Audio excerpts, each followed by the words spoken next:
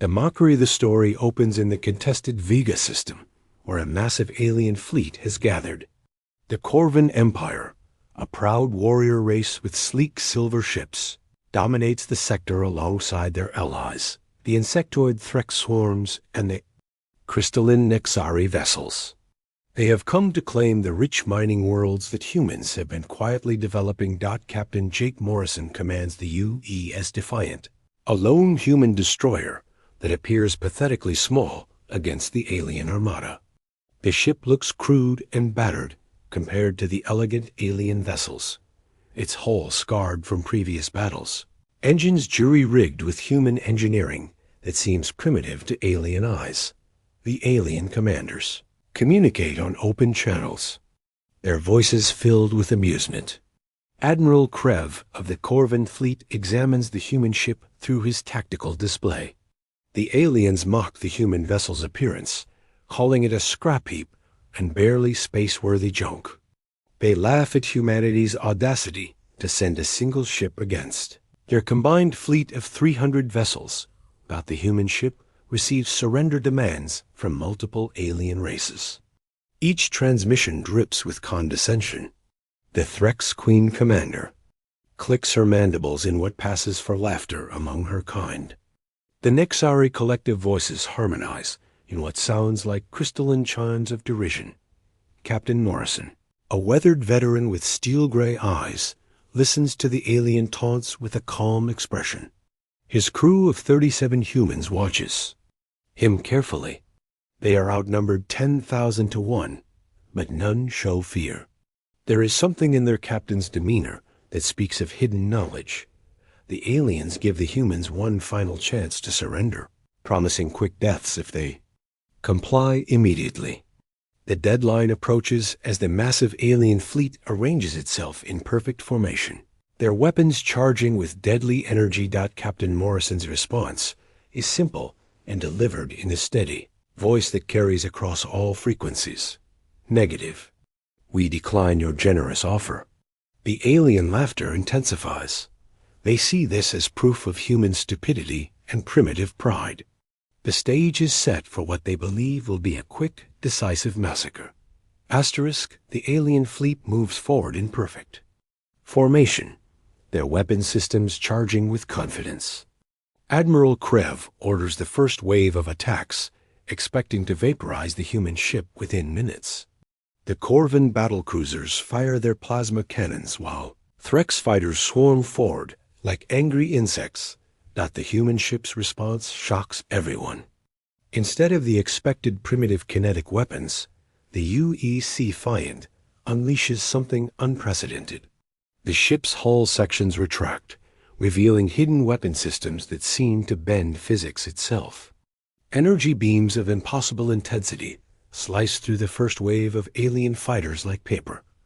But this is just the beginning. The human ship activates what appears to be some form of dimensional manipulation technology. Space around the vessel begins to distort and ripple. The Defiant doesn't just dodge incoming fire. It seems to exist in multiple positions simultaneously, creating afterimages that confuse alien targeting systems. The aliens' confident advance falters as their front lines are decimated. Captain Morrison's voice comes across all channels, no longer the calm diplomat, but something far more dangerous. He explains that humans have been studying alien technology for decades, not to copy it, but to surpass it. The ship's next weapon system comes online. Reality around the human vessel begins to shift and warp.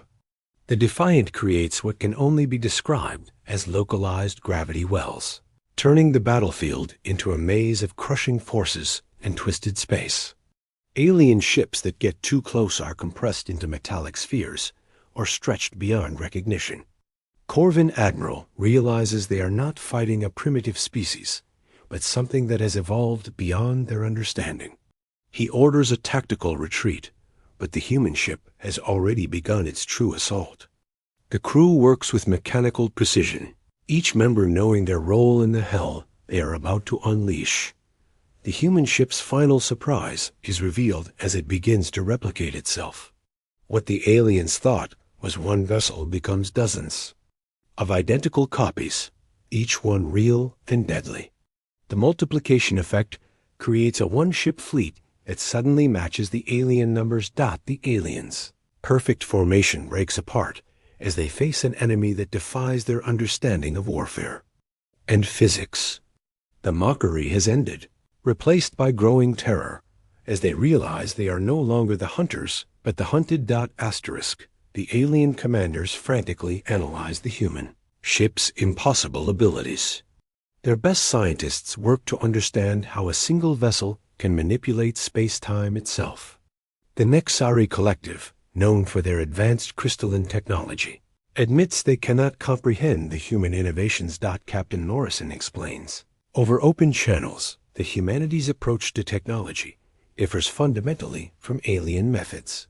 While other species perfected existing concepts, humans broke the rules entirely.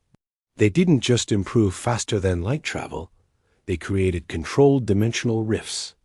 They didn't just build better weapons, they weaponized physics itself.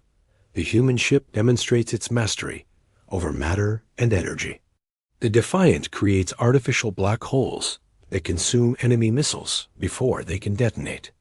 It generates plasma fields that turn incoming laser fire into harmless light shows. Most terrifying of all, it begins to convert destroyed alien vessels into raw materials for its own use. The aliens watch in horror as their fallen comrades' ships are dissolved and reformed into additional weapons for the human vessel. The Defiant grows stronger with each enemy it destroys, its hull expanding and its weapon systems multiplying. Admiral Krev attempts to coordinate a desperate counterattack, but the human ship anticipates every move. It has been recording alien tactics and formations, learning their strategies in real time. The artificial intelligence aboard the Defiant processes centuries of alien warfare knowledge in seconds. The human crew reveals their true nature. They are not just soldiers, but scientists, engineers, and philosophers who have spent their lives preparing for this moment. Each human represents decades of training and enhancement, their minds linked to the ship's systems in ways that transcend normal human capability. The ship's most devastating weapon is unveiled: temporal manipulation. The Defiant begins to attack its enemies in the past, striking them moments before they can fire. Alien ships explode before their crews can even perceive the threat. The battlefield becomes a temporal maze where cause and effect lose meaning. Aliens realize they are fighting not just advanced technology, but a species that has evolved beyond their understanding of existence itself. The humans have become something that transcends normal space-time limitations. The alien fleet, once proud and confident, now flees in terror. But the human ship has created a spatial lock around the entire battle zone.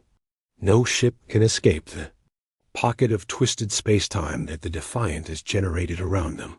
The massacre begins in earnest. The human ship moves through the alien fleet like a force of nature, its multiple forms attacking from all angles simultaneously. Each alien vessel that falls only makes the human ship stronger and more deadly. The Threx swarm tactics prove useless against an enemy that can exist in multiple dimensions. Their fighters phase through the human ship's hull, only to find themselves trapped in pocket dimensions where they are systematically destroyed. The Corvin battleship's heavy armor means nothing against weapons that attack on a molecular level. The human ship disintegrates enemy vessels atom by atom, their crews dying before they can comprehend what is happening to them.